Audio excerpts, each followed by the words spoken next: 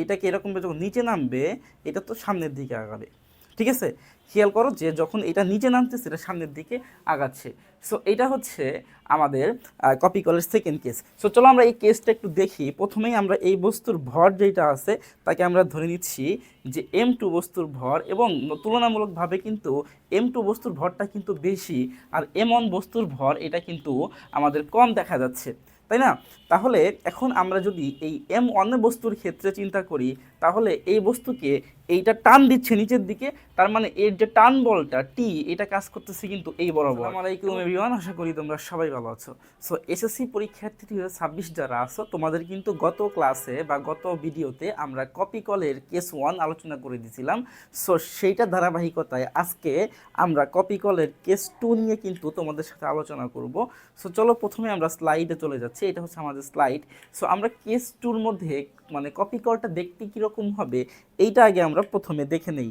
So এই জন্য আমার লাগবে হচ্ছে দুইটা বস্তু, দুইটা বক্স আমি চিন্তা করতে পারি। একটা হচ্ছে আমার বড় বক্স, এবং আমি অন্য কালার দিয়ে এইখানে একটা ছোট বক্স নিতে পারি। এটা হচ্ছে আমাদের ছোট বক্স, এবং এই বক্সগুলা আমি কি করব, আমি হচ্ছে একটা সারফেস বা একটা তল চিন্তা করব, সেই তলের উপরে এই বক্সগুলো আমি রেখে দেব। ঠিক আছে, ধরো এটা হচ্ছে আমার একটা বড় তল, এই তলের উপরেই আমি কি করব, আমার এই কপি কলটা একটা বক্স রেখে দেব। ছোট বক্সটা আমি তলের উপরে রেখে দিলাম, এখানে তল এর উপর রেখে দিলাম, ওকে। আর এই বড় বক্সটাকে আমি নিচে রেখে দিলাম, ঠিক আছে।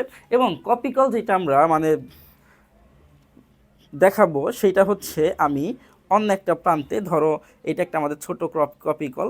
সো কপি কলকে আমি বক্সেরই তোমার তলের একটা সাইডে সেট করে দিলাম। এখন জাস্ট হচ্ছে আমরা এইখানে একটা সাদা সুতা দিয়ে এই বক্সগুলোকে আমরা কানেক্ট করে দেব, তাহলেই কিন্তু আমাদের কেস 2 হয়ে যাবে।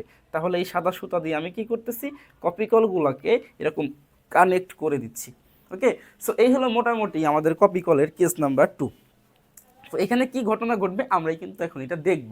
সো চলো, এইখানে ঘটনা হচ্ছে যখন আমি এই বস্তুটা দেখতেছি তোমরা ভারী, সো এই ভারী বস্তু যদি এইটা ঘর্ষণহীন তল হয়, তাহলে এই ভারী বস্তু যেটা আছে এই ভারী বস্তুটা যখন নিচে নামবে এটা ঠিক সামনে চলে আসবে।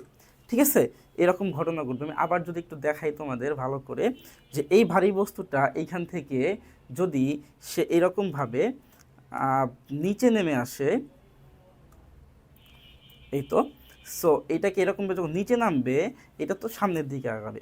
ঠিক আছে, খেয়াল করো যে যখন এটা নিচে নামতেছে এটা সামনের দিকে আগাচ্ছে।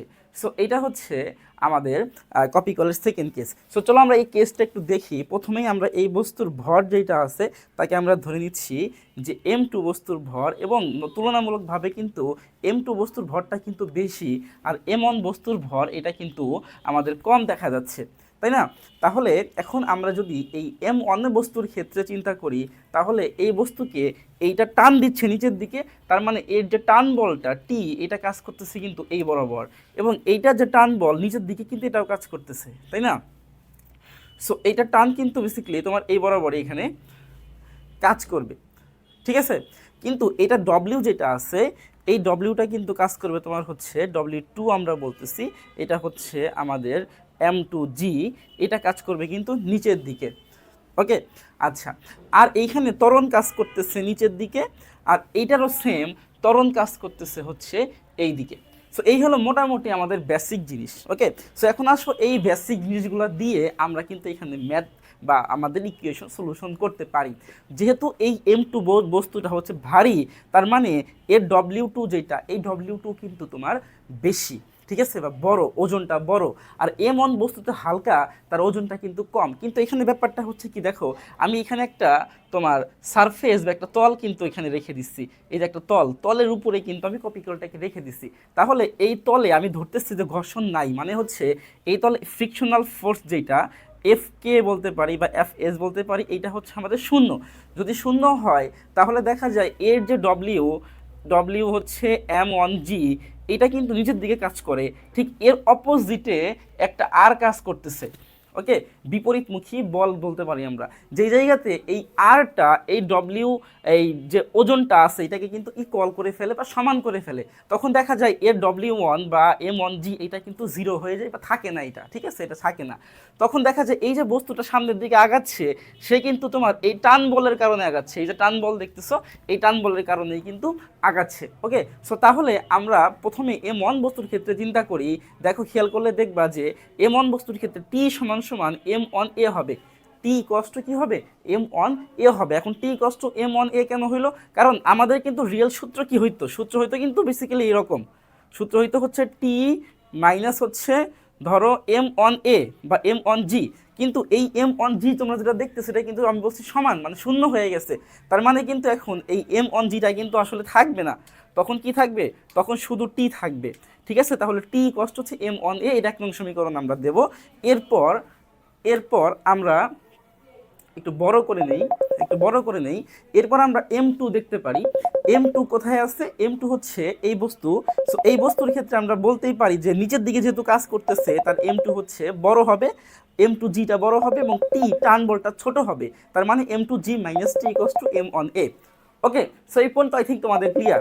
এখন চলো আমরা এই দুইটা সমীকরণকে দিয়ে আমরা যোগ করি, যোগ করলে আমরা এখানে কিন্তু আরেকটা সমীকরণ পাচ্ছি। সো এই সমীকরণটা আমরা এখন দেখব। ওকে, সো এই সমীকরণটা কি, এটা হচ্ছে যে M1 আর এবং M2 মানে হচ্ছে তোমার 1 আর 2 নং সমীকরণকে আমরা যোগ করে দেব। যোগ করলে দেখা যাবে এই যে টি এবং এই যে টি, দুটা টি কাটাকাটি হয়ে যাচ্ছে, তখন কি থাকতেছে, তখন থাকতেছে হচ্ছে তোমার M2G ইকুয়ালস টু হচ্ছে M1A প্লাস M2A। সো এইখান থেকে আমরা ক্যালকুলেশন করলে দেখব এটাকে কমন নিয়ে নেব আমরা, এখানে এ কমন নিয়ে নিছি। পরবর্তীতে আমরা এখান থেকে এটা যদি বের করি তাহলে পাওয়া যাবে কি M2G ডিভাইডেড বাই হচ্ছে M1 প্লাস M2। সো এইটাই হচ্ছে আমাদের সেকেন্ড কেসের জন্য কপি কলের ক্ষেত্রে কার্যকরী ত্বরণ। ওকে, আই থিঙ্ক তোমাদের এই জিনিসটা ক্লিয়ার। সো এরপরে চলো আমরা দেখব যে যদি এই তলটা ঘর্ষণ হীন হয়, মানে এটা তো বললাম ঘর্ষণ নাই, কিন্তু যদি তুমি তলের মধ্যে ঘর্ষণ দিয়ে দাও তাহলে আসলে কেসটা কীরকম হয়। সো চলো এই জন্য আমরা এই জায়গায় পরের কেসে চলে যাচ্ছি। সো পরের কেসে গিয়ে আমরা হচ্ছে দেখব এখানে ঘর্ষণ নাই। ওকে ফাইন, পরের কেসে গিয়ে দেখো আমরা বলতেছি যে এখানে একটা ঘর্ষণ আছে, মানে এফ কে এর একটা ভ্যালু আছে। যদি ঘর্ষণ থাকে তাহলে কিন্তু আমাদের ইকুয়েশন চেঞ্জ হয়ে যাবে। ইকুয়েশন কি চেঞ্জ হবে, আগের মতোই চিন্তা করি আমরা। প্রথমে M1 বস্তুর ক্ষেত্রে চিন্তা করতে পারি। সো M1 বস্তুর ক্ষেত্রে তখন কি হয়ে যাবে, হয়ে যাবে হচ্ছে টি মাইনাস তোমার এটাকে বলে হচ্ছে তোমার কি বলে ঘর্ষণ গুণাঙ্ক, ঘর্ষণ গুণাঙ্ক, ঠিক আছে, মাইক্রো বলা হয় বা মিউ, ঘর্ষণ গুণাঙ্ক। সো ঘর্ষণ গুণাঙ্ক M1G। এখন কথা হচ্ছে যে এই ঘর্ষণ গুণাঙ্ক জিনিসটা একটু বলি তোমাদের বড় করে দেখাই, তাহলে এই ঘর্ষণ গুণাঙ্কটা আসলে কোত্থেকে আসলো, তাই তো এই ঘর্ষণ গুণাঙ্ক আসছে একটু এখানে তোমাদেরকে দেখায় ফেলাই। ঘর্ষণের সূত্র হচ্ছে তোমার আমরা বলতে পারি এফ, ছোট হাতের এফ, বড় হাতের এফ না, ছোট হাতের এফ দিয়ে আমরা ঘর্ষণ প্রকাশ করি। এফ সমান সমান হচ্ছে তোমার আমরা জানি হচ্ছে কি মিউ আর, এটা হচ্ছে ঘর্ষণ গুণাঙ্ক। তাহলে তুমি যদি এখান থেকে এই ঘর্ষণ গুণাঙ্কটা বের করো তাহলে আসলে কি পাওয়া যাবে, আসলে বের করা বলতে এখানে তো ঘর্ষণ গুণাঙ্ক আমরা বের করবো না, তাহলে এখানে দেখা যাবে যে এই মিউ আর আর এর ভ্যালু কত, আর এর ভ্যালু হচ্ছে এই যে এই জায়গায় M1G। তখন আমরা এখানে লিখবো হচ্ছে আর এর পরিবর্তে M1G। ঠিক আছে, তখন দেখা যাবে আমাদের এই যে ফোর্স, এই ফোর্সের ভ্যালু হয়ে যাবে হচ্ছে বা ঘর্ষণ বল যেটা, এটার ভ্যালু হয়ে যাবে হচ্ছে মিউ তারপর M1 তারপরে কি জি। সো আমরা কিন্তু দেখো মিউ M1G এইটাই কিন্তু লিখছি। এটা কোত্থেকে আসছে, এটা ঘর্ষণ বলের কারণে আসছে। কেন আসছে, কারণ এই তলে একটা কি ছিল, এই তলে একটা ঘর্ষণ ছিল, এই তলে একটা কি ছিল, ঘর্ষণ ছিল। ওকে, এই জন্য আমাদের এই জিনিসটা আসছে। এবং এই ঘর্ষণ বলটা কিন্তু কম টান বলের তুলনায়, যেহেতু কম সেহেতু আমরা ঘর্ষণ বলকে পরে লিখছি আর টান বলকে আগে লিখছি। বুঝতে পারছো ব্যাপারটা, আই থিঙ্ক ক্লিয়ার। সো এরপরে চলো আমরা M2 বস্তুর ক্ষেত্রে দেখতে পারি। M2 বস্তুর ক্ষেত্রে সেম আগের মতোই, এই জায়গায় নিচের দিকে নামতেছে M2G মাইনাস টি হবে ইকুয়ালস টু M2A হবে আগের মতোই। এখন আসো আমরা এই দুইটা সমীকরণকে 1 নং এবং 2 নং এই দুইটা সমীকরণকে আমরা কি করব, আমরা হচ্ছে যোগ করে দেব।